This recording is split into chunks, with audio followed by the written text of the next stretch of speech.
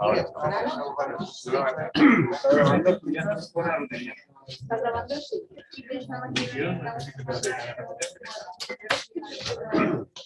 Vamos a empezar con el retraso habitual que va cogiendo el curso, siempre con problemas de ponentes. Hoy sesión de lujo, si alguien tenía que estar aquí en trabajar, que es Fernando, y cumple muy bien los objetivos del curso, pero dice, ¿cómo funciona esto de que la información de la universidad llegue hasta la sociedad y a través de la secundaria? Pues siempre, porque hay gente muy generosa, el caso de Fernando, que de vez en cuando nos visita, con cosas históricas, y si no fuera por su dedicación compatibilizada con la enseñanza, soy profesor de secundaria, ahora en la universidad, la UNED, ahora en la Autónoma de Madrid, y sacando de donde puede tiempo para hacer investigaciones muy buenas. Yo creo que es el mejor especialista que hay en historia del Partido Comunista, tiene libros emblemáticos, La frontera salvaje, porque es mi favorito. Quizá uno que debería ser de lectura obligatoria para los alumnos de segundo de bachillerato, obra de divulgación, magnífica y con un gran sentido del humor, porque además de ser un historiador escribe muy bien, tiene un gran sentido del humor, dos cualidades más. El bulldozer negro del general Franco, si alguien no lo conoce, pues lo recomiendo para sus alumnos, yo sí voy trabajando en clase, y bueno, creo que va a hacer la parte apasionante de la historia del PC hasta los años 90, creo que está a punto de salir publicada, está salvo y presente, lo disfrutamos toda la tarde, haremos un descanso, pero también, por favor, sentiros con libertad, pues un hombre que lo sabe mucho de archivos, sabe mucho de investigación, sabe mucho de docencia, sabe mucho de PC, sabe mucho de todo, y además tiene una voz magnífica que no necesita micrófono. Muchas gracias, Fernando, por venir. Bueno.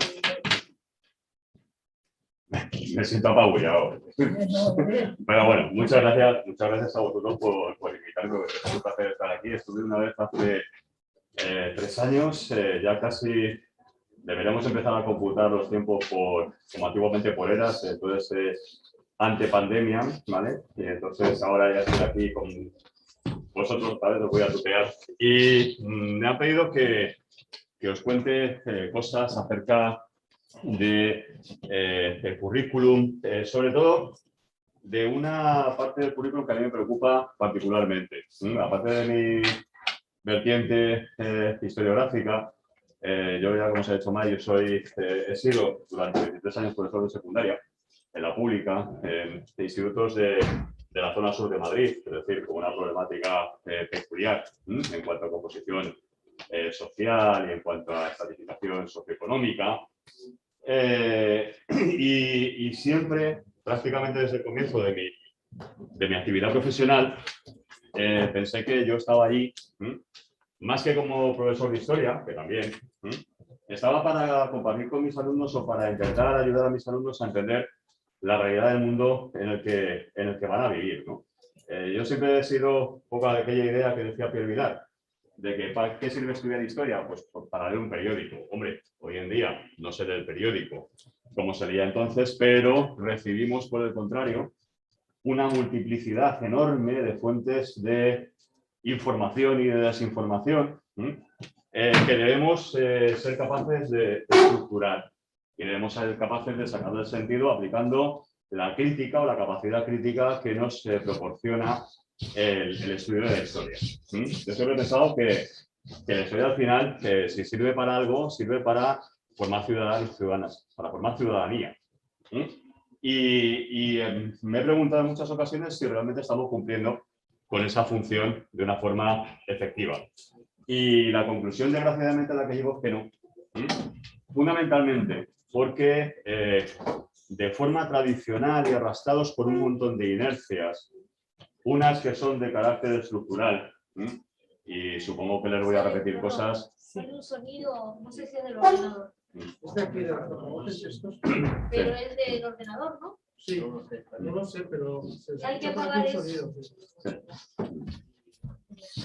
No tuvo retardo porque se está escuchando en la clase de las cocinas. O es otra clase.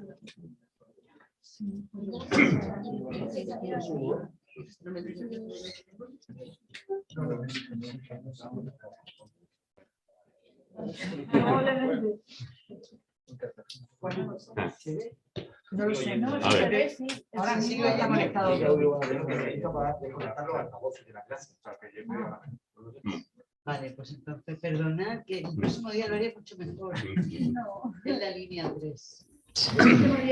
¿Se oye ahora? ¿Se oye A ver, ahora hablamos, ¿se oyen? Ahora bien. Vale, Vale. Venga. Fernando, pues vamos allá. vamos al lío. Venga. Son los inconvenientes del directo. Bien, como decía, creo que no lo estamos haciendo de una forma adecuada, o no estamos cumpliendo con esa función que la historia debería cumplir en el aula y por extensión el sistema educativo. Sí.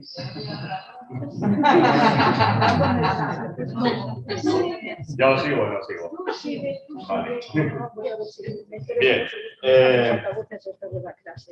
Pues si por lo menos le bajo el volumen. Piensen en una cosa, y es que es un poco complicado. A ver. Bien. A ver, sigo hablando ahora, se me oye con retardo. Ahora yo creo que no sé. Ahora creo que no. Venga, yo creo que aquí. Ahora, venga, ahora entonces a ver seguir. De todo el currículum, de la secundaria obligatoria, y me van a excusar que yo me centre en la secundaria obligatoria, que para mí es un punto crucial, porque cuando hablas a veces con colegas y con compañeros, dicen, este es el bachillerato, sí, pero el bachillerato no lo hace todo el mundo. El bachillerato, hay un salto entre la secundaria obligatoria y el bachillerato en el que hay un porcentaje de alumnado que se nos queda por el camino. Y en la secundaria obligatoria, de una manera o de otra, a través de distintos canales, ya puede ser poco compensatoria, diversificaciones, etcétera, de una manera o de otra lo acaba cumplimentando prácticamente la universalidad de nuestro alumnado. Y lo que yo he llegado a la conclusión es que si no vemos los episodios que conforman lo que se conoce como la historia del presente, y lo conceptualizo, la historia del presente es la historia de las 3 últimas generaciones vivas, es decir, de aquellas de las que tenemos testimonio vivo todavía de lo que vivieron, de lo que protagonizaron, es decir, nos estamos remontando a hace entre 50 y 75 años. Si no somos capaces de abordar con eficacia la enseñanza de ese periodo, que es crucial, periodo en el cual se han conformado las tendencias, los problemas, las complejidades de la sociedad en la que vivimos actualmente. Estaremos, desde comienzos del siglo, lanzando a ese mundo exterior a entre 8 y 9 millones de estudiantes que habrán pasado por nuestras aulas, que a los 16 años son mayores de edad penal, que a los 16 años podrían empezar a buscarse un trabajo, que a los 16 años podrían solicitar su emancipación económica judicialmente, y que a los 18 van a ser electores y elegibles. Los estamos soltando a ese mundo exterior tan complejo, sin los rudimentos necesarios para comprender la problemática de la sociedad en la que se van a insertar como ciudadanos activos. Por lo tanto, yo me planteo en qué medida deberíamos hacer algo para que esos episodios de nuestra sociedad más inmediata, de los que se hunden las raíces de nuestra sociedad más inmediata, se contemplen en el aula. Porque hay una cosa que tengan por seguro. Como en tantas otras cosas, vivimos en una sociedad de mercado. Y si hay una demanda, habrá una oferta. Y si la gente quiere tener o quiere buscar noticias, explicaciones a esa sociedad y a los fenómenos que les rodean, si la escuela no se lo proporciona, lo va a buscar en mercadillos de segunda mano. Foros de internet, foros coches, grupos de WhatsApp, difusores de bulos de todo tipo, hasta que al final se cumpla algo que ya un teórico de la reforma educativa británica de los años 70, Plutarch, del grupo 13 y 16, definió de una forma muy gráfica. Al final, si no hacemos algo, historia, o lo que sepa una persona de historia, será aquello que recuerda de una vez que vio un cuadro de un rey muerto en un castillo durante la visita de vacaciones en que la abuela vomitó en la segunda curva de la carretera por el camino. Es decir, un batiburrillo de episodios inconexos que él creerá que son historia y que le ayudarán a conformar un estereotipo acerca de cómo funciona la sociedad en la que vive. Es decir, estamos incumpliendo con una misión fundamental como escuela, que es la de formar ciudadanía en el conocimiento de los hechos históricos que han conformado la sociedad del presente de una forma científica, de una forma metodológicamente adecuada, eficaz y objetiva. Lo que no quiere decir imparcial. Y ya me pongo la venda antes de la herida. Bien, miren, segundo fallo. A ver.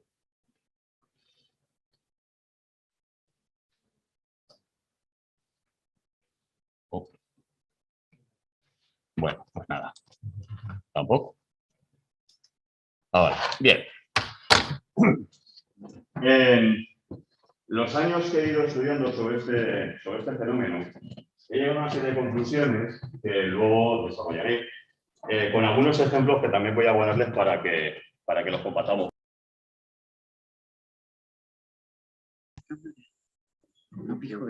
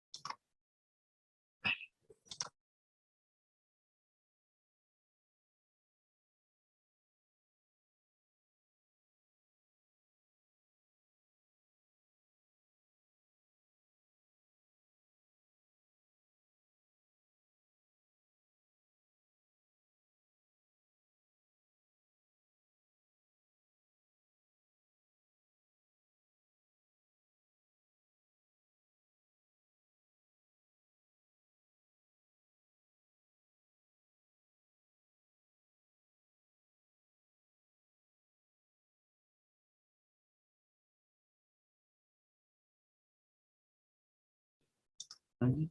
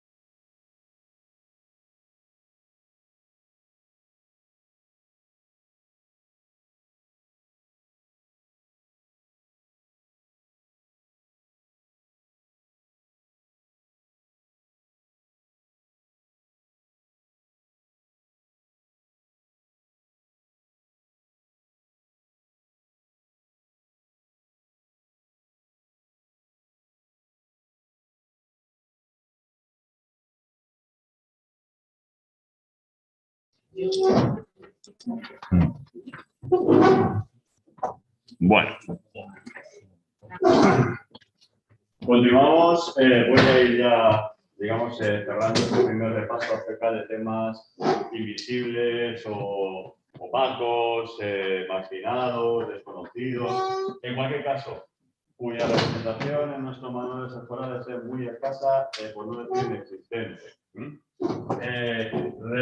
En referencia a lo que les he dicho antes acerca de la valoración del precio por la conquista de las libertades y que en cualquier momento se pueden ver amenazadas, están, por ejemplo, aquellas que afectan a comportamientos que ya hemos asignado como sociedad y que son perfectamente legítimos y coherentes, pues la opción de cada uno, que en su momento eran considerados delitos. Una de las cosas que más choca a los estudiantes de secundaria, sobre todo los más jóvenes, es que haya cosas que ellos piensen que han estado siempre ahí que no han estado siempre ahí. Por ejemplo, que el adulterio estaba penalizado. Es decir, que un hombre y una mujer casados entre sí no podían tener relaciones sexuales con otra persona ajena a la pareja. Y que en el caso de hacerlo y de ser denunciados por la otra parte podían incurrir en delito, que generalmente se castigaba con mayor dureza en el caso de la mujer que en el caso del marido. Porque no existía el divorcio. Porque no era legal hasta 1978. Y que la despenalización del adulterio fue una de las primeras luchas sociales para el cambio social, no ya solamente el político, durante la época de la transición. Como lo fue, por ejemplo, la despenalización de los anticonceptivos, que tampoco se penalizó hasta 1978. No sé, que no vayan a creer que era factible acudir a una farmacia a comprar preservativos porque era una actividad prohibida, casi como comprar hachís. Que era delito de homosexualidad. Y que de hecho las personas que incurrían en semejante conducta, penalizable por la policía y los jueces, pueden ser expuestos y ridiculizados de esa manera que ven ahí, de medios de comunicación. Hasta el punto de que hay un auténtico, digamos, golpe a la línea de flotación de lo que supone la transición, como ese espacio, ese proceso casi modélico y ejemplar, y es que la ley de peligrosidad social, es decir, la ley que penalizaba la homosexualidad, junto con el vagabundeo, la prostitución y las conductas consideradas como asociales e inmorales, se va a derogar un año después de la promulgación de la actual Constitución. Es decir, la ley de peligrosidad social sobrevivió un año a la promulgación de la Constitución. Y la promulgación de la Constitución no supuso ya la entrada en la modernidad, sino que fueron saltos discontinuos. Y ese es un ejemplo crucial. Hasta el punto, esta es la ficha de la primera persona que logró acceder a su ficha policial y la publicó antes de solicitar su cancelación de antecedentes penales, como ven, por delito de homosexual, juzgado por la ley de peligrosidad social, que acarreaba consecuencias como una penalidad específica, ser destinado a la cárcel de Badajoz, específicamente destinado a homosexuales, con un régimen de dureza absolutamente indescriptible, o ser destinado a un campo de trabajos forzados, campo de reeducación en la isla de Fuerteventura. Y eso, de la isla de Fuerteventura, ocurrió hasta 1977. Poco antes de la convocatoria de las primeras elecciones, cuando se promulgó la primera ley de amnistía, que se cerró ese penal. Es la misma ley que la de Vargas Maleán, ¿no? ¿Cómo? Es la misma ley que la de Vargas. Es más específica. Todas los regímenes penales occidentales tenían una ley que castigaba el vagabundeo desde el siglo XVIII. Era una herencia del concepto de la productividad anglosajona que acompañó a la primera revolución industrial, la ley de pobres de la época de Charles Dickens. La República tuvo una ley de vagos y maleantes como la tenía el conjunto de los países europeos. Lo que no hacía y lo que perfeccionó la ley de peligrosidad social fue estigmatizar además conductas de índole moral. Es decir, las leyes de vagos y maleantes fundamentalmente estaban destinadas a perseguir, por caricaturizarlo mucho, a vagabundos y robagallinas, que era el lenguaje de la época. Es decir, personas, gitanos, mercheros, etcétera, que vagabundeaban y llevaban a cabo atentados contra la pequeña propiedad privada. La ley de peligrosidad social era un salto más allá. Penalizaba conductas de carácter moral que se consideraban atentatorias contra el fundamento de la familia como elemento central del pensamiento nacional católico. Y por lo tanto, lo que una ella en la ley de vagos y maleantes era conducta social, en el caso de la ley de peligrosidad social era un delito que atentaba contra el fundamento jurídico-político del régimen. Y algunas otras cosas, por ejemplo, como el hecho de que fueran a la cárcel, incluso en democracia, personas que se negaron a cumplir el servicio militar obligatorio, los objetores de conciencia. Y cuando hablamos de objetores de conciencia, en sus orígenes, no estamos hablando de jóvenes radicales que con rastas y con crestas que llevaban chapas con un casco y una margarita. Estamos hablando de testigos de Jehová, de vecinales del señor 50, que se niegan por creencias a la prestación del servicio militar obligatorio y quedan castigados con pena de cárcel en un penal de carácter militar y la obligación de realizar de nuevo el servicio militar, de recargarse el servicio militar, que como no asumía podía encadenar sucesivas condenas en el tiempo. Esto son cuestiones por las que parece increíble que se pudiera ir a la cárcel, pero se iba.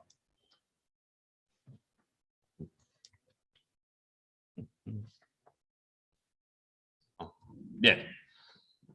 Vamos entonces ahora, digamos, a la parte ya, una vez vistos estos estudios de casos, por decirlo de alguna manera, a lo que sería ese agujero negro que les he dicho que existe en la formación de nuestros estudiantes.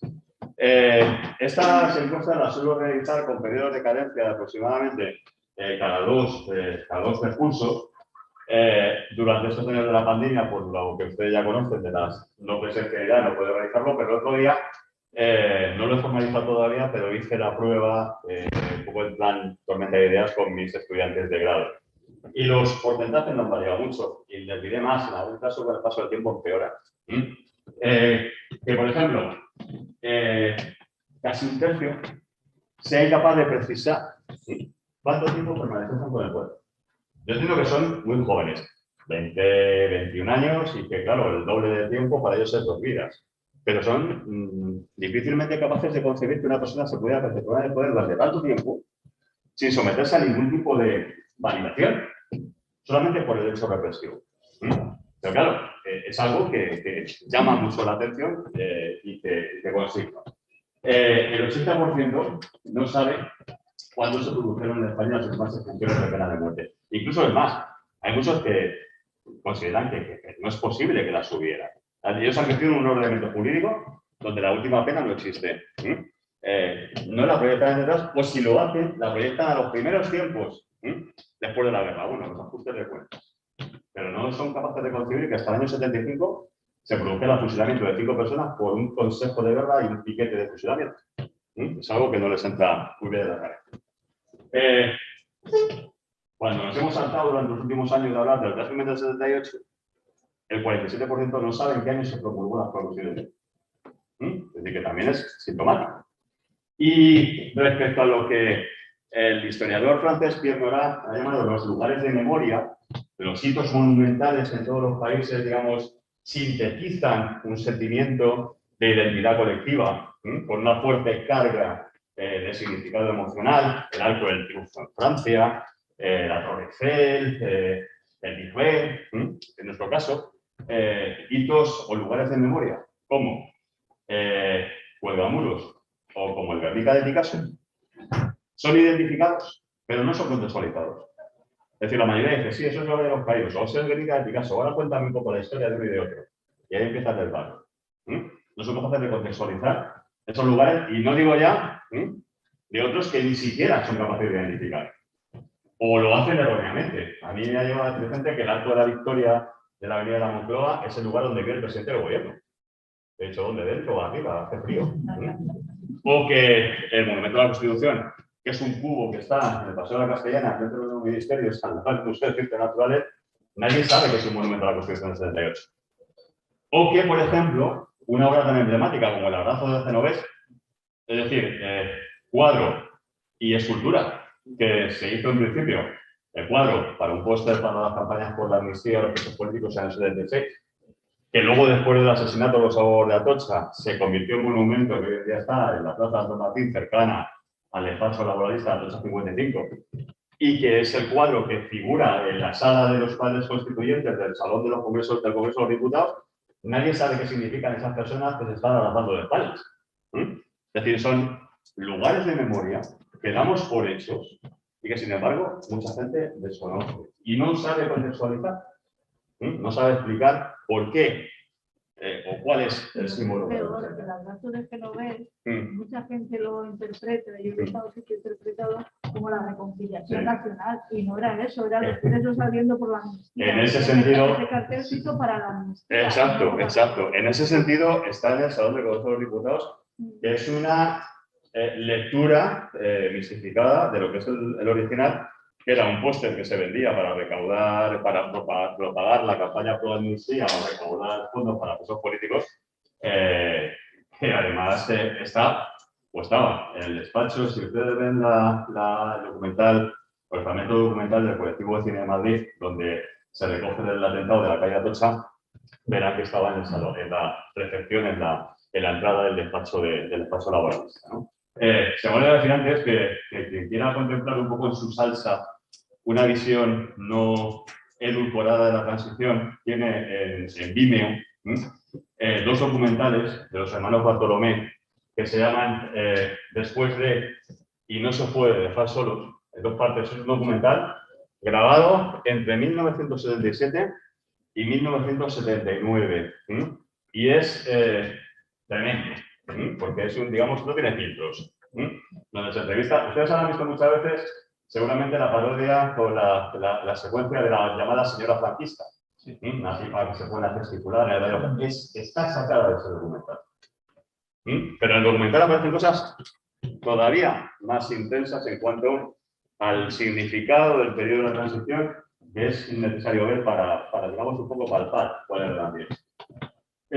Y si en el caso de la historia, siempre hemos dicho que, hombre, en la interpretación tradicional, los personajes ocupan un lugar fundamental y que ejercen un papel protagónico, resulta que cuando expones a los estudiantes a fotografías de gente de la época, te reconocen a Felipe González y a Adolfo Suárez cada vez con más dificultad, pero del resto, como que pasaban por allí. Es decir, ni siquiera el mensaje de los grandes personajes hacen la gran historia es capaz de ser transmitido eficazmente por nuestro sistema educativo. Claro, todo eso que hemos visto podría ser incluido en uno de esos episodios del género editorial exitoso de la antología del disparate, y reírnos, jaja, qué únicos son nuestros estudiantes, ¿verdad?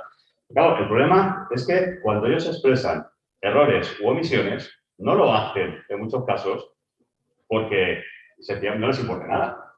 Es que el problema es que no lo han visto.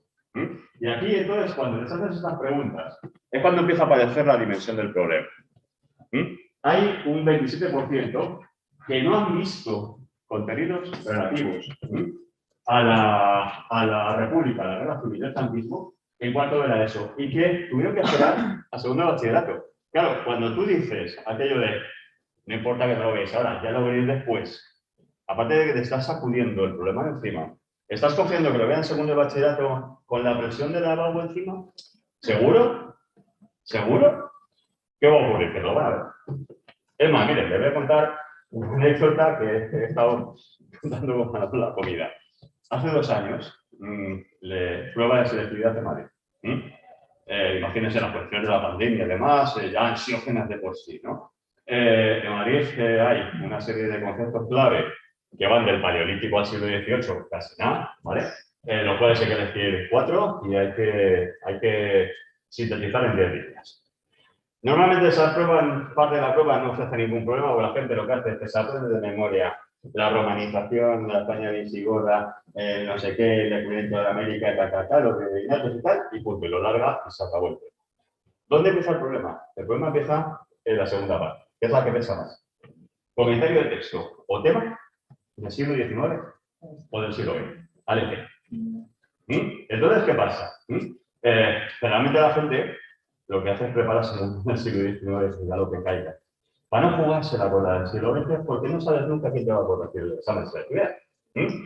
¿Qué pasa en aquel tribunal de la zona sur donde estuvo presente un amigo mío, del que hemos hablado antes, Julián Bari? Pasa lo siguiente. Salió hasta en la prensa. Sacan los temas y dicen, tema 1, la guerra civil. Tema 2, el reinado de Isabel II. Y de repente, un clima de ansiedad se levanta en la sala, empiezan los sudores fríos, algún desmayo, alguna hipotimia, porque preguntan, ¿pero se refiere al reinado efectivo o hay que incluir la regencia? Claro, no es lo mismo 1873 y 1868 que incluir la regencia marquesita de Espartero. Te estás jugando la nota, te estás jugando a acceder a la carrera de tus sueños. Y resulta que el imbécil que pone la prueba, la pregunta de la prueba, no matiza si es el efectivo o es el real. Y la gente, en lugar de coger el tema de la guerra civil, que lo tenía a mano, se pone a desmayarse porque quería hacer el reinado de Isabel II, que vete tú a saber dónde está Isabel II. Ese es un síntoma de que algo pasa. Y hay una caja negra en nuestra lectura de la historia contemporánea, en el papel social que cumple la historia contemporánea, que se pone de manifiesto en estos episodios. Mira, yo alguna vez he impartido también clase, bueno, alguna conferencia en las escuelas, en la Universidad de Complutense, en la Escuela de Verano de la Escorial, con gente que son graduados o licenciados en su momento en historia, que han hecho un posgrado, que han hecho un máster, que están haciendo oposiciones o que las han aprobado. Es decir, gente que está en verano yendo a perder el tiempo al Escorial, por muy bonito que sea, a creer la chapa para acreditar méritos en su proceso de formación o en sus procesos de oposición. Y yo siempre les he hecho en alguna ocasión la pregunta y el resultado siempre ha sido el mismo. Ahora se van a imaginar ustedes que están disputando ya la oposición en el segundo ejercicio. Han aprobado el primero con un notón. Llegan al segundo y solo falta un empujoncito nada más para que aspiren incluso a tener la plaza. Y en la encerrona les caen los temas. La Segunda República y el prerrománico asturiano. ¿Me equivoco? Me equivoco. Pues ya está. Es decir, la prueba es evidente. ¿Qué ocurre? ¿Qué ocurre? ¿Qué hay? ¿Qué problema tenemos con nuestro pasado reciente para que solamente la mención o la posibilidad de poder desarrollar uno de estos contenidos, que lo podemos hacer además, anda que no hay bibliografía, anda que no hay fuente, anda que no se ha estudiado? Gracias a lo que hemos dicho antes de Santo Julián y tal, hemos avanzado y sin embargo todavía hay miedo a volcar en una prueba lo que conocemos sobre eso. Aquí, por ejemplo, en el sur, en la zona de Andalucía, en Murcia, que yo tengo un compañero para aquí, en la última EBAU, que suele salir Primo de Rivera, y muy pocas veces sale temas referentes a la guerra civil, la república, el franquismo. Sí. A lo mejor por la situación política actual puede influir en ese miedo por parte del profesorado, tribunal de EBAU, que no quieren mojarse con ciertos temas, no sé si por repercusiones, pero es igual que el profesorado en el aula, no dar demasiado la memoria histórica por la situación política de que te puedan... Eso lo vamos a ver ahora, efectivamente, esa es una de las claves. Curioso, la de Primo de Rivera es la única dictadura inequívoca del temario, ¿verdad? La dictadura de Primo de Rivera. A que nadie se le puede decir la era de Primo de Rivera o el primorriverismo, ¿no? En el caso de Madrid, cuando las editoriales de texto, pues claro, buscando el escrito comercial, algunas de ellas tienen doble línea. Una línea destinada a institutos públicos y otra línea destinada a colegios concertados. Y entonces, en unas de ese temario, el índice 10, la dictadura franquista, entonces la era de Francia. Eso pasa también con comunidades autónomas. Claro. Y lo de Primo de Rivera, sí, lo de Primo de Rivera, sí. Yo he visto en alguna ocasión tweets con memes en época de selectividad que dice, comparte este Primo de Rivera de la suerte para sacar notas. Sí, efectivamente. Es decir, sí, porque es la única de todas lo que te pueden mojar. Una dictadura, lógicamente, además acabó mal, pues estupendo. O sea, cumple con muchos requisitos. Más. El problema no es que ellos hayan aprendido mal, es que encima ha habido un porcentaje significativo de profesores que abordaron los temas con carácter acelerado o superficial. Y aquí entran en juego explicaciones de carácter superestructural y de carácter subjetivo. Superestructurales, que es la clásica. El temario es muy amplio y muy poco tiempo. Preparadlo por vuestra cuenta. Claro, sí, es verdad. Siempre empezamos en las ruinas de la Bastilla ardiendo. Vamos a cuarto de la ESO y empezamos el temario con la crisis del antiguo régimen. Pasamos a primero de bachillerato y los alumnos que han escogido esa opción de humanidades empiezan de nuevo por la crisis del antiguo régimen. Claro. Y apenas se acuerdan de nada. Exactamente, porque su aprendizaje ha sido tampoco significativo que da igual que has empezado otra vez y después a contar lo mismo que el cuarto porque te va a dar lo mismo. Pero en cualquier caso, como empezamos siempre por el mismo sitio, al final, con 3 horas a la semana o con 4 horas a la semana, da igual, no llegas. Y no llegas suficientemente. Pero es que además hay gente que hace por no llegar. Esa es la segunda cuestión. Porque hay gente que, oye, ¿cómo no vas a aprender en detalle el Zollverein alemán? Por favor, la Unión Aduanera, Rusia, la unión de los 34 Estados Federados, la abolición de las aduanas interiores. Por cierto, ¿cuánto estudiamos la unificación alemana e italiana? Pero qué poco estudiamos la secesión irlandesa o belga, ¿verdad? Las unificaciones siempre ganan. Bien, es decir, hay gente que se detiene mucho tiempo en esas cuestiones que le justifican que al llegar en el temario diga, madre mía, estamos todavía en la Primera Guerra Mundial. Esto ya, pues ya lo veréis. Y ya está, y se acabó, nunca más. Dime. Por ejemplo, influye el hecho de la edad. ¿De la? La edad del profesorado, por ejemplo, un profesorado de 50, casi 50 años, quizás es más consciente de la necesidad de trabajar la memoria histórica, con la República, la Guerra Civil, el franquismo, y dedicarle más tiempo y planificarse mejor con adelanto al principio del curso, dar unas sesiones, que por ejemplo el profesorado más joven que quiere cumplir con el currículo completo desde el principio hasta el final y se marca ese como su objetivo, aunque dedique menos sesiones a estos temas. Yo no sé si hay modelos, pero hay inercias. Y hay inercias tanto entre la gente joven como entre la gente mayor. Vamos a ver. El que no aborda esto nunca es el que no se quiere buscar problemas. Independientemente de eso. Es más cómodo decir, mis alumnos han sacado un conocimiento acerca de la Unión Aduanera o de la Unión de los Reinos Italianos, que caga de lorito cuando vayan a la ópera a ver ahí. Lo van a contar de cabo a cabo. Pues sí, es así. Hay gente que se... Vamos a ver, que es una conclusión, y yo lo cuento de mi propia experiencia personal. El apostar por otras opciones tiene costes. Tiene costes. Es decir, tiene el coste de que puede que te encuentres con compañeros de departamento que no quieran compartir su visión contigo. Tiene el coste de que el equipo directivo de tu centro te ponga la prueba. Tiene el coste de que haya padres que digan, ¡ay, mi niño no quiere por qué aprender esto! Y vayan y agriman sus argumentos ante la inspección. Solución. Hombre, vamos a ver, la idea sería poder trabajar en grupo con el resto del departamento o con una parte significativa del resto del departamento. Yo tuve la suerte de hacerlo durante unos años, pero he estado muchos años más en que no, porque estaba de francotirador. Y la única solución que me quedó era, miren, lo de la educación, o el marco normativo de la educación es como las muñecas rusas. Hay una muñeca grande, que es la ley de educación, que es ley orgánica, desarrollo constitucional y donde no hay nada que tocar. Después está el currículum de las materias, que como también viene prescrito por parte del Ministerio y de las comunidades autónomas en la parte de las competencias que tiene, ahí está. Es decir, yo no puedo dar paleolítico en cuarto porque el paleolítico toca en primero. Punto. Está después la programación del departamento, de mi centro, donde pues aplicamos o transponemos lo anterior a la secuenciación de los contenidos, los criterios de evaluación, las actividades extraescolares pertinentes, lo que sea. Pero hay un último reducto, la muñeca pequeña, de la muñeca rusa, que es mi programación de aula. Y ahí volvemos al punto de partida.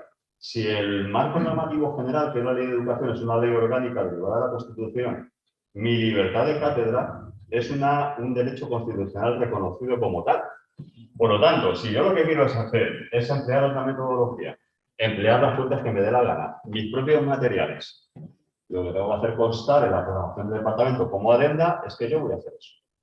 ¿Vale? Es decir, y así salvaguardo mi responsabilidad ante el enemigo número 1, que es el inspector. que es el mamporrero de las familias, ¿vale? Y respecto a mis compañeros, me mirarán mal, porque me mirarán mal, y de hecho me han mirado mal, y el equipo directivo hará lo posible por putearme para que esté al traslado. Pero mientras que esté ahí, invocando mi libertad de cátedra, por ejemplo, en mi caso, yo llegué a la conclusión en un momento determinado que los libros de texto no me valían para el alumnado que yo tenía, porque mi alumnado no era muy específico. Es decir, estoy hablando de la segunda corona metropolitana de Madrid, corona sur, con una problemática de todo tipo, ¿vale? Donde para hacer cualquier tipo de actividad había que sudar porque con un 40% dependiendo del salario mínimo de integración y los subsidios y el 20 y tantos por ciento de paro, llevarles una actividad extraescolar era hacerles un roto a las familias. Y luego que había temas que no les interesaban.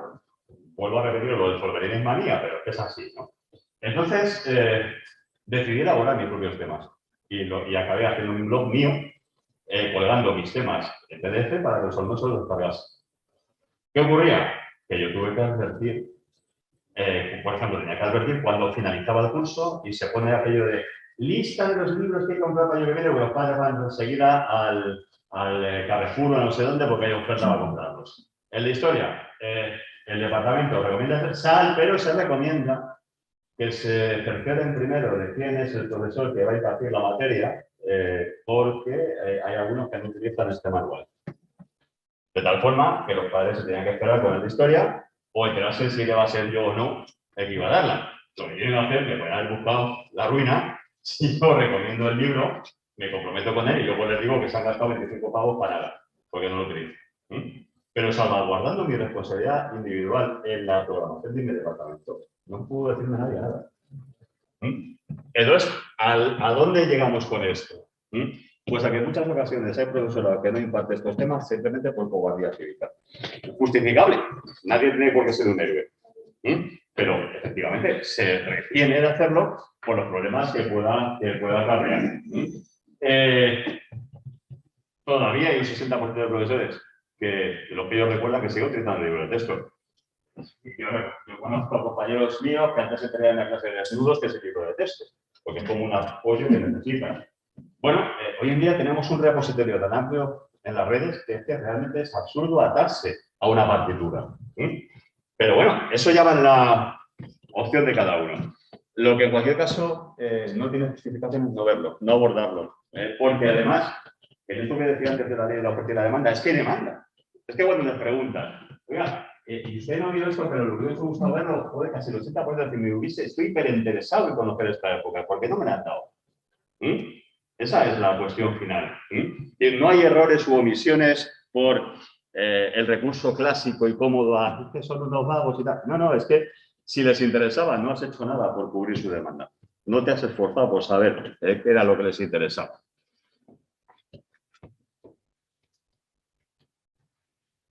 Y en cuanto a tópicos, pues miren, los tópicos están ahí y repito, son desde la lista de educación. Es que no se ha modificado mucho. El relato. Voy a mandar al relato. La guerra civil fue una locura colectiva. Vale, la nación entró en estado de catarsis, hubo un apocalipsis zombie y todo el mundo se dedicó a matarse unos a otros. Pues no. Es decir, la guerra obedece a una dinámica que explota en un momento determinado, que además en ella se entrecruzan las contradicciones, las tensiones, las complicidades y los antagonismos que se han ido consolidando desde, en algunos casos, el siglo XIX, y eso hay que explicar. Los fenómenos históricos no son simples, no son de buenos y malos, ni siquiera de malos contra malos. Son procesos complejos que bien explicados los alumnos son capaces de entender. Hay que hacer ese ejercicio de transposición de lo que se conoce a lo que es el aprendizaje. Luego, la teoría de empate moral. Ya nos hemos referido a ello. Todos fueron culpables y todos mataron lo mismo. Pues no.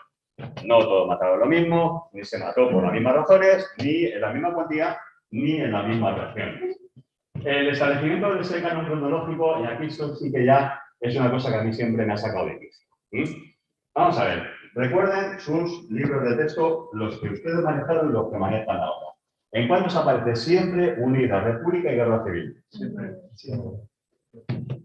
O sea, si le sumamos que en algunos casos el siguiente tema es la el franquismo y la transición democrática, a eso se le llama teleología. Bienestar, lo que bien acaba. O, en el caso de la República de Guerra Civil, pues claro, ¿cómo no iba a terminar así? Estamos dando una explicación finalista desde el mismo momento en que denunciamos el tema. Es decir, cuando decimos República de Guerra Civil, ya estamos predeterminando que la República termina en Guerra Civil. Punto. Vayas por donde vayas. Además, realmente siempre es lo mismo. La fiesta popular del 14 de abril, luego viene la quema de los conventos, luego viene las casas viejas, luego viene el octubre del 34, el Frente Popular, los enfrentamientos en las calles, así le ha tocado al Bosotelo el bueno. Se nota mucha libertad y tal. Claro, pero tú fíjate, vas generando un discurso que te va conduciendo donde ellos quieren que llegues. Porque vamos a ver, ¿ustedes han visto en alguna ocasión un tema que se llame la Guerra Civil en Francia? No. ¿Y por qué? Y el franquismo nace de la guerra civil. El franquismo es el origen de la Guerra Civil, es la justificación. La Guerra Civil es la justificación del franquismo, lo que lo legitima, y tanto lo legitima que la última paga del 18 de julio se dio el año 1977 después de las primeras elecciones democráticas. O sea, porque el Estado franquista siempre se lo vamos siguiendo como el Estado del 18 de julio. Pues ya está, ¿por qué no unimos Guerra Civil y franquismo? Que tendría mucha más lógica. Como decía, o parafraseando a Juan Clausewitz, el franquismo fue la continuación de la Guerra Civil por otros medios. Ya está. Es decir, y sin embargo no es así. Pero aceptamos como hecho natural que República y Guerra Civil vayan juntos. ¿Vale? Claro, el franquismo, pues lo cogemos y joder, es una edad tan larga que hay que dividirlo en dos. Es que para memorizar eso, joder, 40 años, ¿no? ¿Por dónde cortamos? Pues cortamos por lo económico. Ya está. 1979 a 59, la autarquía. El racionamiento, no nos quieren, nos echaron de la ONU, no nos admitieron en la ONU. Casi da un poco de penita, ¿no? Eso es manía persecutoria, éramos. Escasez, extraperlo. Llega a 59, plan de estabilización, después los pactos con los americanos. La curiosa foto, que sí que aparece en los libros de texto, de Franco y Eisenhower dándose un abrazo, cuando al principio ha aparecido la de Franco y Hitler dándose otro abrazo, y dice, vamos a ver, ¿qué hace el tío que venció a Hitler en Normandía abrazando a este tío unos años después? ¿Vale? Es decir, pero cortas por lo económico y entonces ahí viene el desarrollismo. El turismo, las suecas, el 600, los yeye. O sea, cortamos por lo económico, que al fin y al cabo, sí también, esto es trampa. Fíjense, el franquismo dura desde el 39, vamos a decir, había que empezar al 36 en muchas zonas. Hasta el 75 al menos que muere el dictador. La dictadura continúa hasta las primeras elecciones del 76, ojo, cuidado, porque entonces tenemos a alguien que reinó en condiciones de una dictadura, entonces no cuadra con el relato posterior. Bien, pero sí, supongamos. Del 39 al 75 por acotar en fechas redondas. Son 36 años, ¿vale? 36 años, de los cuales del 39 al 54 no se recuperan, son 25. Una generación completa. No se recuperan, no se empiezan a recuperar los indicadores de Producto Interior Bruto, nivel salarial y calidad de vida que existían en 1936. Datos del Instituto Nacional de Estadística. Es decir, es una generación perdida, empobrecida y humillada por la dictadura. Comienza la recuperación, cuyos primeros efectos visibles son de 1960. El ajuste fue de caballo. Imagínense lo de la troika aplicada a Grecia multiplicado por 10. El ajuste de caballo empieza a surtir efectos a partir del 60. Y en el 73 comienza la crisis del petróleo. Pero, sin embargo, hemos heredado la idea de que el franquismo fue desarrollo económico, crecimiento, clases medias, turismo, el 600, 13 años de 36, de los cuales 25, todos los indicadores se desploman por debajo del nivel existente antes de la guerra civil. Podemos decir que fue una época de prosperidad y que la vista ancho, ¿no? Y sin embargo, lo transmitimos, claro. Cortamos en lo económico el franquismo, porque si es la única forma de cortarlo. ¿Qué lo vamos a cortar? En lo represivo. Fue represivo de principio a fin. ¿Qué lo cortamos? En que hubo o no hubo elecciones. Si no hubo elecciones, por lo tanto, como no podemos cortar en un continuo, cortamos en lo discontinuo. Cortamos, en la evolución económica. Con lo cual, estamos justificando también la existencia de la dictadura. Porque al final, la lectura que se está imponiendo es el franquismo generó las clases medias que una vez desaparecido el dictador, reclamaron la transición a la democracia. Ya está. Es decir, se devuelve, era la tesis del Opus, elevamos el nivel de renta per cápita y una vez que elevamos el nivel de renta per cápita, la gente quiere algo más. Libertades. Empezaremos dando algunas y ya veremos si damos todas. Con eso se justifican algunas lecturas aberrantes, como las que hay ahora en algunos sectores, de que Franco fue el padre de la democracia. Es decir, que la buscaba. Sí, que hay una tesis aberrante, que es la más aberrante, que dice que Franco, en última instancia, tenía en mente la actual democracia. Por eso eligió a Juan Carlos y por eso generó las clases medias que impidieron luego una confrontación fratricida como la de los años 30 y trajeron consigo la democracia. Esa es la idea de algunas de estas aberraciones que pasan por buenas cuando no tienen ningún tipo de contraste historiográfico, pero vuelan. Porque la represión en todos los libros de el segundo periodo del franquismo está completamente desaparecido. Claro. Ninguno habla de penas de muerte, Exacto. ninguno habla de presos políticos, ninguno habla de sindicalistas encarcelados, ninguno habla de... La única imagen que yo recuerdo en algunos libros de texto es la de la prohibición de la codorniz, la revista satírica aquella, que lo único que que Franco que no tenía sentido del humor, hay que ver, prohibía cosas que hacían chistes. No, ni más. Pueden ponerse la gráfica de la evolución de condenas del Tribunal de Orden Público que se creó en el año 63 y el Tribunal de Orden Público que castiga delitos que hoy en día son derechos constitucionales, derecho de manifestación, derecho de reunión, derecho de asociación y derecho de petición. Todos esos derechos son hoy en día constitucionales y entonces eran delitos. Se castigaron crecientemente entre el año 63 y hasta 1976, porque el Tribunal de Orden Público se deroga en el año 77 cuando se crea la Audiencia Nacional. O sea, que si eso no es una dictadura. Sí. Muchas de esas aberraciones que comentas se le han dado voz en muchos medios de comunicación. Claro. Hace poco salió uno de los llamados padres de la transición, hablando de cómo la República fue la culpable 100% de la guerra civil española y cómo el golpe de Estado de Franco fue como algo necesario. Un poco en una comparecencia a un partido que pero escucharlo obviamente fue aberrante escuchar esas sentencias que dicen algunos políticos o que defienden políticos. Sin embargo, los quedamos como si nada. Sí, porque como lo dice una voz autorizada, pues pasa por bueno. De la UCD del momento, se tiene en cuenta, pero... Sí, pero esta tesis acerca de que el verdadero responsable de la guerra civil es el Partido Socialista y Largo Caballero.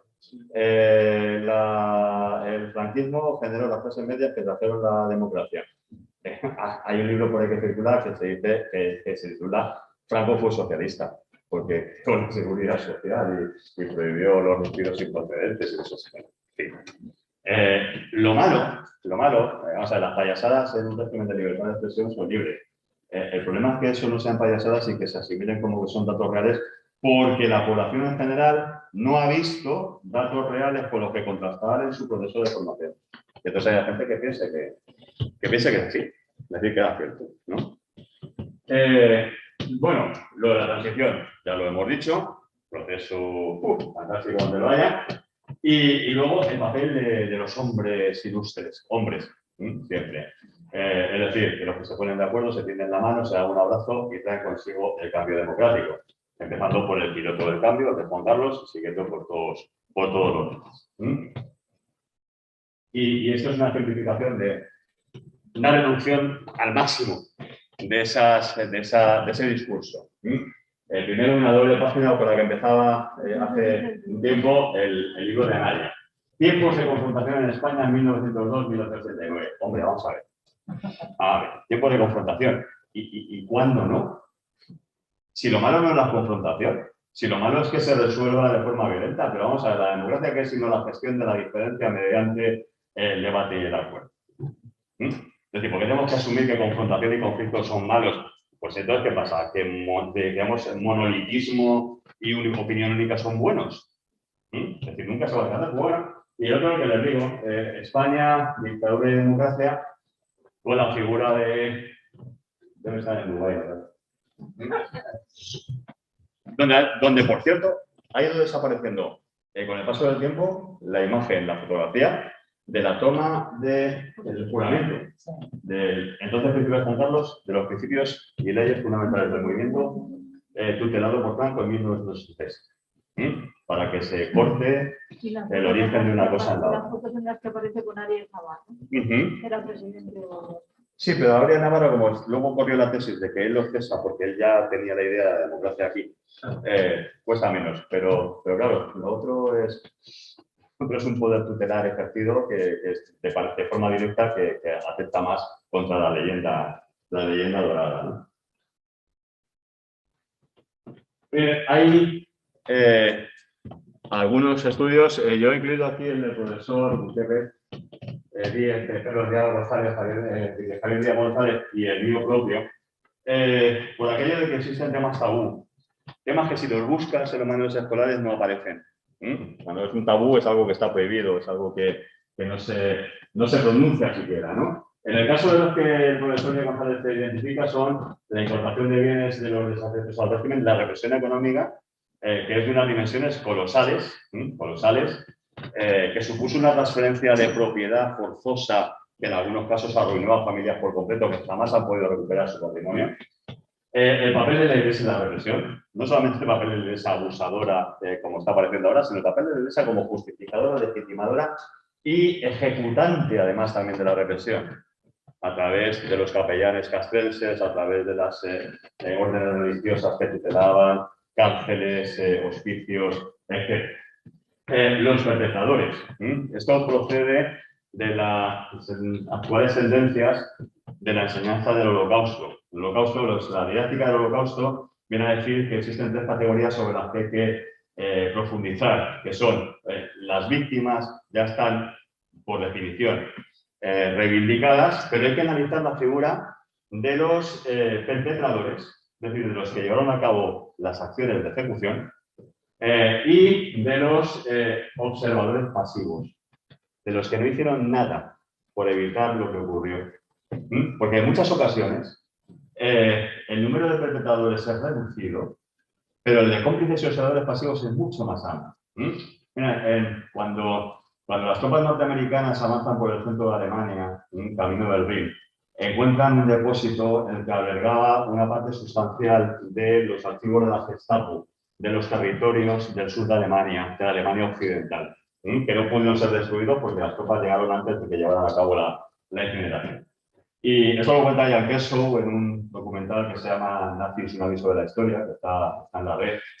Y las conclusiones que llegan los investigadores es que, frente a la idea de que la Gestapo era una policía que estaba en todas partes con un montón de agentes que le vigilaban todo el rato, la realidad es que la Gestapo contaba con muy pocos agentes. Y que su función no era la de vigilar a la gente. Su función era la de desarrollar luego ya tareas de detección, pero que la mayor parte del trabajo que tenía era filtrar las denuncias procedentes de las gentes de orden, de la población civil, de los vecinos, de los allegados, que denunciaban la existencia de judíos escondidos, de disidentes políticos y de gente que opinaba contra el régimen. Los Gestapo se encargaban de filtrarlo, establecía la graduación, casos más graves, menos graves, casos leves, e iba a tiro hecho. Esa figura de los cómplices y los bystanders, como le llaman los observadores pasivos, es crucial para entender la perturbación de un régimen de dictadura. Una dictadura no puede imponerse todo el rato mediante el uso exclusivo de la violencia, sino que tiene que obtener consensos. Y esos consensos están por estudiar. Los hay y los hubo en el mundo rural y en el mundo urbano, pero están por estudiar. Por último, lógicamente todo esto va en función de la cuantificación y cualificación de las víctimas para su reparación. Yo, en mi caso, he hablado de lugares comunes, de esas ideas preconcebidas que circulan y que cuando las empiezas a rascar se les cascarilla la pintura, que son la inevitabilidad de la guerra civil, la neutralidad de la Segunda Guerra Mundial, la continua prosperidad bajo el franquismo, la decreciente intensidad represiva o la pacífica transición. Pues todas ellas pueden ser objeto de crítica y de hecho lo son y nos dan, cuando lo hacemos, otra visión, otra perspectiva completamente distinta del periodo. Esta sería la aritmética trágica del franquismo, incluso más allá, que no aparece en los manuales escolares. De todas maneras, para no detenernos mucho más ahora, si quieren, les dejo luego, os dejo la presentación para que la podáis circular. Sacados fundamentalmente de los datos de la Fiscalía General del Estado, pero básicamente de una serie de obras de Javier Rodrigo, hasta la raíz, de Javier Alfaya y Nicolás Sartorius sobre la reversión franquista, del libro de Santos Juliá y Casanova, Víctimas de la Guerra Civil. En cualquier caso, una síntesis de todos ellos que al final nos da esta línea. En última instancia, por lo tanto, en resumen, nos encontramos desde el punto de vista curricular con una serie de factores, de carencias, de problemas que conviene atacar, que conviene transformar. Por una parte, la excesiva amplitud cronológica de los contenidos, eso ya es algo tan evidente que no lo voy a volver a repetir.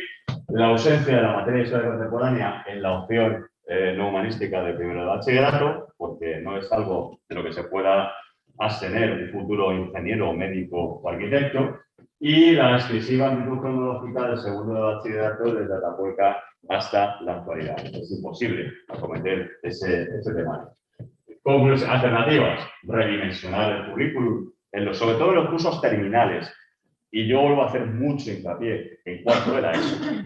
Redimensionarlos para darles, en concreto a cuarto de la ESO, el protagonismo de algo que ya ocurre en países de nuestro entorno, concretamente en Francia.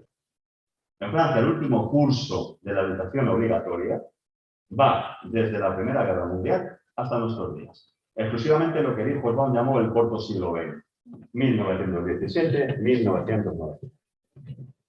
Es decir, que es básicamente el periodo de la Primera Guerra Mundial, la Segunda Guerra Mundial, la crisis de entre siglos, de entreguerras, la Revolución Soviética y sus consecuencias, el mundo de la Guerra Fría y la Primera Global.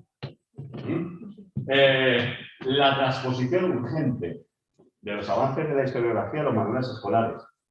Si fuéramos de ciencias, estaríamos explicando la biología mediante la teoría del creacionismo. No podemos seguir así. Hay que incorporar.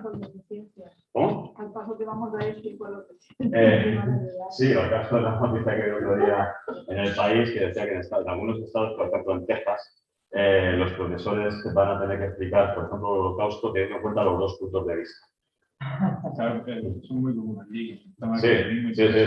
Y que luego no podrán introducir temas en el aula que generen ansiedad o descontento o disgusto en los alumnos. Por ejemplo, los temas de género, raciales, etcétera, porque generan ansiedad, sobre todo los machitos de los aulas. Y por último, esa formación inicial y continua del profesorado, que es básica para permanecer en ese estado de continua actualización. Lo que viene a continuación son básicamente algunas de las herramientas que les he citado y que hoy en día sería perfectamente factible aplicar en el aula. Esta es la entrada a la base de datos de la CIA. Ustedes tienen ahí toda la historia internacional. De la segunda mitad del siglo XX, la CIA se crea inmediatamente después de la Segunda Guerra Mundial. Es sustitutoria de la OSS, la Organización de Servicios Especiales Estratégicos, y prácticamente es un panóptico, es un catálogo general sobre conflictividad desde el punto de vista norteamericano en todo el mundo hasta hace 25 años, que es cuando todavía los documentos están cerrados. En fin, ahí por ejemplo me encontré yo este bonito cuadro en el cual los servicios de inteligencia ponían en relación el Servicio de Información Alemán y la Gestapo con la Brigada Político-Social y los servicios de información de Falange. Para que vean que eran todo uno y que estaban interrelacionados entre sí y que el modelo de policía política española se creó bajo el modelo de la Gestapo alemana. Esto se ha sacado de un archivo, de un PDF, es así como los pueden descargar, tal como lo vieron. Algunos es curioso, ¿no? Porque algunos lo tienen en pantalla, verán que pone solamente para los ojos del presidente, que sí es importante, ¿no? Wikileaks, la web de Julian Assange, donde están los archivos descatalogados, en este caso transcritos, no son los originales, no es el documento original, por ejemplo, los archivos de Henry Kissinger, el secretario de Estado primero de Nixon y luego de Gerald Ford, que coincide con la transición. Si ponen el screen franco, tienen 1.234 resultados. Es decir, Y si no se le da muy bien inglés, hacen lo que yo tampoco, yo soy de la época del francés, pero le pongo la traducción automática del Google y aunque sea en Apache me entero. La web de Justicia y Dictadura del magistrado Juan José del Águila, que él mismo, al comienzo de su carrera como abogado, pasó por el Tribunal de Orden Público como víctima y que luego ha incorporado a su web esa redacción de boletines de la Brigada Político-Social, que eran informes anuales con carácter anual, que tienen algunas utilidades estupendas. La cuantificación en forma de tablas de la represión de cada año, catalogada por grupos políticos, por tendencias, ideologías y organizaciones, y las informaciones acerca de los cambios o giros estratégicos de esas organizaciones durante el periodo franquista. Por ejemplo, pues, el cambio del abandono de la lucha guerrillera por parte del PC hacia la política de reconciliación nacional y la penetración en los sindicatos del régimen. Pues está ahí. Ellos lo detectan y lo exponen. Y también están en PDF. También se pueden sentir ustedes comisarios de la Brigada Político-Social leyendo directamente esos informes. Es bastante menos gratificante que ser presidente de Estados Unidos, pero bueno. Materiales que algunas instituciones han ido generando y que son muy interesantes. Probablemente la institución que más ha trabajado sobre estos temas de la enseñanza de la memoria en el aula es el Memorial Democrático de Cataluña, que ha generado materiales muy interesantes. Algunos de ellos, por ejemplo, el de Memoria y Viñetas, que es ese que está ahí un poco tapado. Memoria y Viñetas es sobre el uso del cómic de temática histórica en la enseñanza. Los libros de Paco Roca, Los surcos del azar y algunos otros más que tienen como temática la guerra civil, el franquismo, el exilio, etc. Son tratados y se les da una orientación y una aplicación para poder ser utilizados en el aula. Hay otros que son muy interesantes, por ejemplo, el de las herramientas para la práctica de la historia oral en el aula. Y hablando de historia oral, tienen unos recursos audiovisuales estupendos. Básicamente porque saben que el gran problema de la historia oral es la caducidad biológica de las fuentes. Y que desgraciadamente, como decía Paul Thompson, que es uno de los críticos de la historia oral, cuando se muere un anciano hace una biblioteca. Es decir, se nos va perdiendo información por desaparición biológica de los testigos. Lo que ha hecho el Memorial Democrático es crear un archivo audiovisual de testimonios de 10 minutillos de duración que llegan hasta la época incluso de la dictadura de Primo de Rivera, lógicamente esa gente ya no está aquí, pero que abarcan desde ese momento y hasta el franquismo. Y para mí uno que es súper interesante, que es el del archivo Memoria y Mujer, o Mujer y Memoria. Son testimonios, se titula así, abuelas y madres de la transición, que le cuentan a sus nietas y a sus hijas, jóvenes, muchachas jóvenes, aspectos de la vida cotidiana. La escuela, la familia, las relaciones sentimentales, la sexualidad, los anticonceptivos, el matrimonio, el trabajo, elementos que conforman también testimonios cortados de 10 en 10 minutillos que se pueden utilizar en el aula como fuente para el trabajo de la vida cotidiana, porque al final, y esta es una cuestión que yo he trabajado mucho, tuve la ocasión de trabajar mucho con mis compañeros de departamento en un momento determinado, la finalidad de la historia es la de dotar a los estudiantes, a los chicos y a las chicas, de la sensación de que son sujetos de historicidad. Ellos y sus familias. Es decir, la historia no es algo que les pasa por detrás como una película ni les pasa por encima como un rodillo, sino que ellos mismos y sus familias han sido sujetos, actores de procesos históricos. Sus abuelos pudieron serlo de la época del franquismo y de la transición, sus padres igual, o por lo menos de la época luego ya del desarrollo democrático. Es decir, todas esas cosas que atribuimos a los grandes personajes, a los acuerdos de los grandes personajes, pueden ser puestas en boca de la gente que lo experimentó siendo actores colectivos. Probablemente no muy importantes, pero gente pequeña, unida una a otra, hizo grandes cosas. Y esa es la idea que nos permite trabajar con la historia oral. Y el Banco de Recursos de Mujer y Memoria, se lo recomiendo, que es fantástico. Las hemerotecas digitales. La de la ABC ya de pago, a partir de una determinada descarga. Pero la de la Vanguardia nos permite descargarnos el número completo de un día determinado. Yo lo utilizo mucho, por ejemplo, los estudiantes tienen que hacer su árbol genealógico con el eje cronológico de las fechas de su familia insertadas la evolución de los grandes acontecimientos de su país y del mundo, y les hago ilustrar las fechas de los nacimientos de cada uno de los abuelos, abuelas y padres con la portada del día de su nacimiento. Y es una forma de contrastar cambios en la percepción de cómo era el país en cada instante. No toda la prensa legal, está la prensa clandestina, que también está recogida en la biblioteca virtual de prensa histórica y que también pueden descargar de forma facsímil. Se pueden ustedes descargar el mundo obrero de la huelga minera del 62 y sentirse como si estuviesen dándole a la vietnamita, no intenten hacerlo al mismo tiempo que lo de los boletines de la Brigada Político Social no vayan a detenerse a sí mismos. Y por último, que es la última de las aportaciones, una de las formas de asumir esa conciencia de historicidad es el trabajo con la historia oral. Esa historia oral que se puede descomponer en muchos tipos de proyectos de carácter que afectan a personas, nos cuentan su historia familiar, nos cuentan algunos de los hitos fundamentales de su trayecto vital, cómo era su escuela, cuál fue su primer trabajo, dónde vivían, cómo era su casa, cuáles eran los ritos sociales y familiares que estaban en vigencia en aquel periodo, en aquel momento. Historia familiar, los álbumes de fotos. Fíjense, es una cosa que a mis alumnos ahora les sorprende y quizás les ha hecho reflexionar. Dense cuenta de una cosa. ¿Cuántas fotos en papel tienen ustedes de los últimos 5 años? ¿Y qué pasaría si la nube se fuese a tomar posesión? ¿No se dan cuenta de que podríamos ser la primera generación que no tenga testimonios gráficos de su propia existencia? Los que son más jóvenes en algún momento manejaron el famoso 20.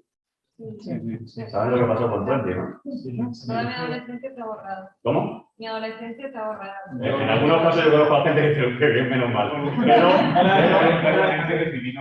Pero una cosa sí, pero fíjate, voluntariamente. Pero para el historiador del futuro, esa censura ejercida por ti respecto a tu adolescencia será una fuente de información rápida.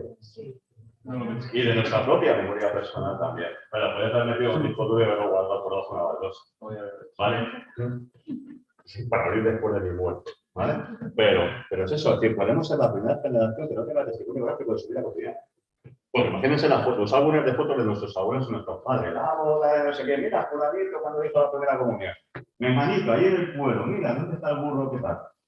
Y sin embargo nosotros podemos perder esto. Es decir, ese trabajo es un trabajo que puede ser interesante. Recuperar al menos algunos elementos que en el futuro pueden hablar de la cotidiana. Yo, un supuesto que les planteo es, si fueses un arqueólogo del año 2500, ¿qué podría pensar él o ella acerca de cómo vivíamos nosotros a través de una foto tuya de hoy en día? Porque eso también tiene una virtud, te convierte a ti en sujeto de investigación histórica. Porque todas las cuestiones que a ellos les resulta chocante, es decir, cuando tú investigas sobre historia, investigas sobre grandes personajes. Digo, no, yo investigo sobre gente muy común, como vosotros, porque vosotros el día de mañana podéis ser objeto de historia. ¿Cómo eran los alumnos de segundo de la ESO a comienzos del siglo XXI en una población del sur de la provincia de Madrid? Y hacer un estudio monográfico sobre ello dentro de 500 años. ¿Con qué? Con la base de datos de secretaría, con los libros de escolaridad si se conservan, por ejemplo. Y eso te convierte a ti mismo en sujeto de estudio histórico. Bien, miren, en última instancia, para poder dejar un poco de preguntas y debates. La finalidad es que todo este periodo que nosotros estamos acostumbrados a ver así, que es el periodo de la evolución de nuestro país durante los 2 últimos siglos, no se convierta en un gigantesco agujero negro a su final, que vaya proyectando zonas de sombra, de tal forma que cuando llegan a ella, nuestros estudiantes se precipiten en un vacío que les impida tener los pies en la tierra cuando salgan de la educación y se conviertan en ciudadanos y en ciudadanas. Pues muchas gracias y si da tiempo alguna...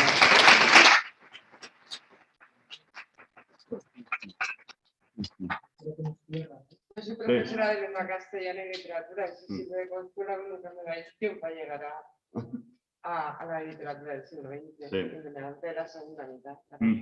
Porque los currículums son excesivamente, son muy diversos. A que el mío sí se lo saben bien. A que el mío sí se lo saben bien. ¿Cómo? El mío sí se lo saben bien. Sí, el mío sí, digamos, lo tienes claro en tercera, lo tienes claro otra vez y nunca llegas la literatura a partir de 1950, no. Una pregunta. Sí. Bueno, me ha encantado. Yo soy de biología. Sí, tenía ganas de salirme de tanta biología y aprender otras cosas. Bueno, he vivido toda la etapa de la represión en Argentina, la dictadura. Y bueno, no, me ha servido un montón la charla y he visto mucha deficiencia en el instituto. Por ejemplo, yo me tiré a alumnos de 13 años de inclusión, Almería, y me acuerdo que en el autobús empezaron a cantar Viva Franco, su Franco, no sé qué, a marcharse. Y digo, madre mía, no tienen ni idea de nada, ¿no? Entonces me parece una barbaridad que no se trate de estos temas en la secundaria. Me parece una barbaridad. Bueno, mi pregunta era, el abrazo de Genovés, era de Juan Genovés, ¿es por los abogados de Atocha o para pedir la amnistía? Es la imagen de la campaña pro amnistía que la Junta Democrática y la Plataforma de Convergencia Democrática, que eran las organizaciones clandestinas que agrupaban a comunistas por un lado, socialistas y nacionalistas por otro, ponen en marcha a partir del año de 1976. Entonces ese cuadro de Genovés, que era militante del Partido Comunista, lo dona para que se convierta en imagen. Se convierte en póster, en tarjetas postales, y se difunde masivamente para reclamar la amnistía. Sí, para reclamar la amnistía. Lo que ocurre es que en enero del 77, cuando se produce el asesinato de los abogados de Atocha por pistoleros de la extrema derecha, en la recepción del despacho laboralista donde ellos ejercían, había una reproducción de este póster de Genovés por la amnistía.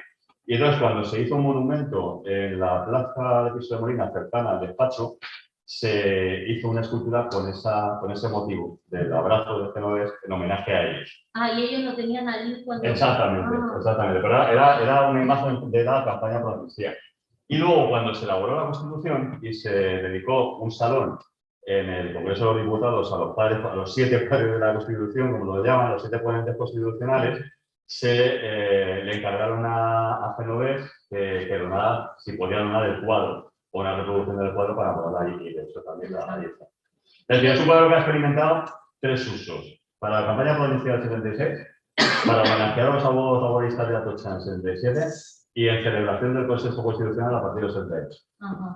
Y otra cosa que me ha sorprendido es la CIA, cómo es que está todo tan secreto mundialmente y todo tan, cómo es que desclasificamos a los 25 años todo. ¿Cómo es que salen de...? Porque da igual. No, es una norma federal que se aprobó, creo que en época de Clinton, y la cumplen a rajatabla.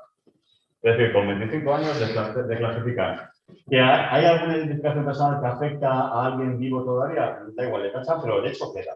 Y el hecho es perfectamente analizable. Y aquí falta desclasificar un montón, ¿no? De cosas que se tendrían que estar haciendo.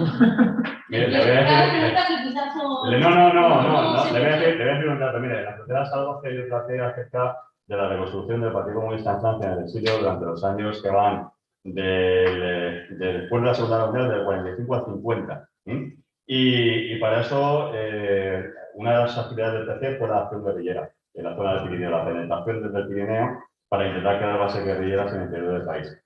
Cuando yo en el archivo militar de Ávila pedí la documentación acerca del sistema defensivo del ejército español en los Pirineos, porque eran los que informaban de ese tipo de actuaciones, me dijeron que estaba clasificado como secreto. Estamos hablando del año 46, contemos. Qué barbaridad, no se entiende. Sí, de todas cosas porque no estamos en guerra con Francia y porque somos miembros de la OTAN los dos.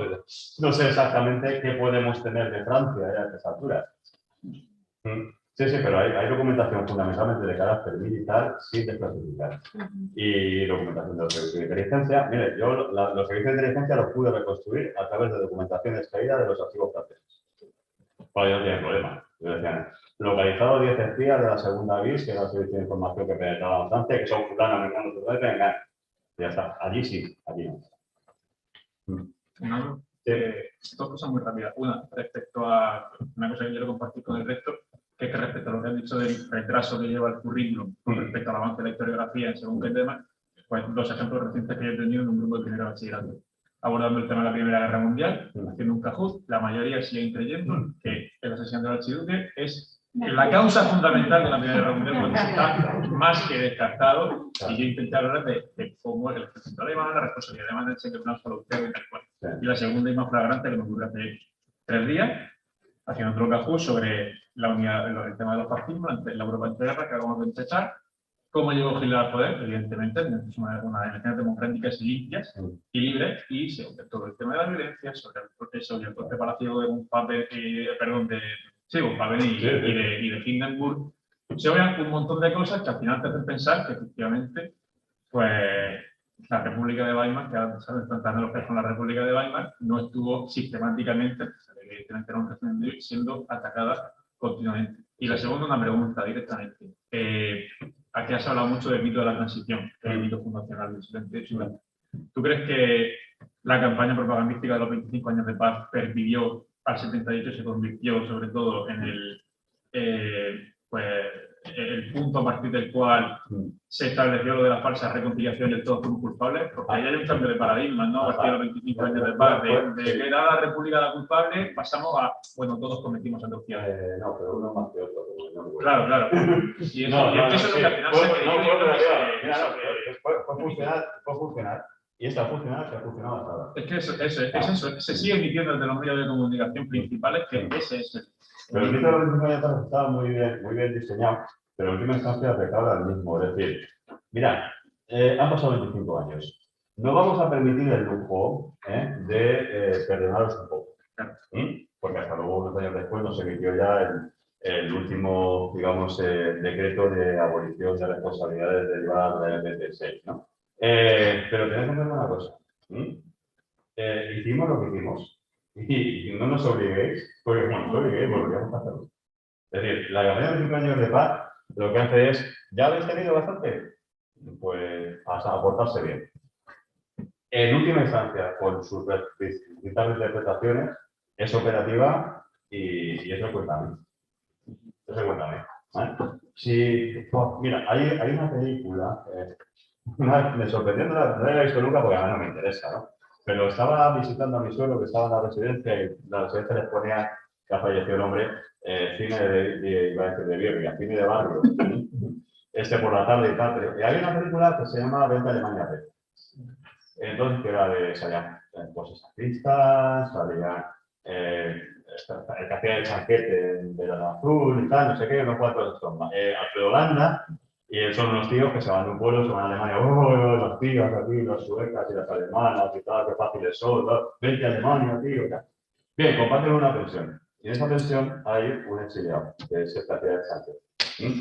Y entonces el exiliado es un señor malhumorado, que cuando ellos reciben el paquete de su pueblo con el chorizo y el jamón y los sabores de la tierra, él se niega. Porque no quiere saber nada de España de Franco, ni probar su chorizo, ni sus costillas, ni su jamón.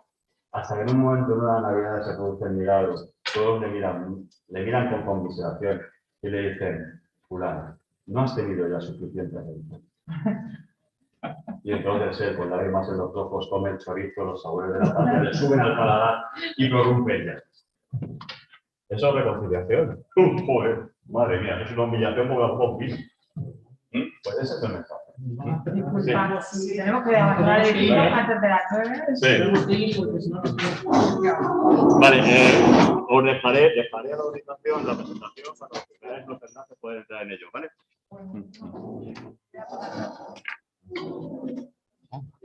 Muchísimas gracias. Me toca a mí apagar todas las sesiones. Muy bien. Puedes cortar aquí ya. Vale, pulso a ver dónde estás. Expulsa, el dispositivo está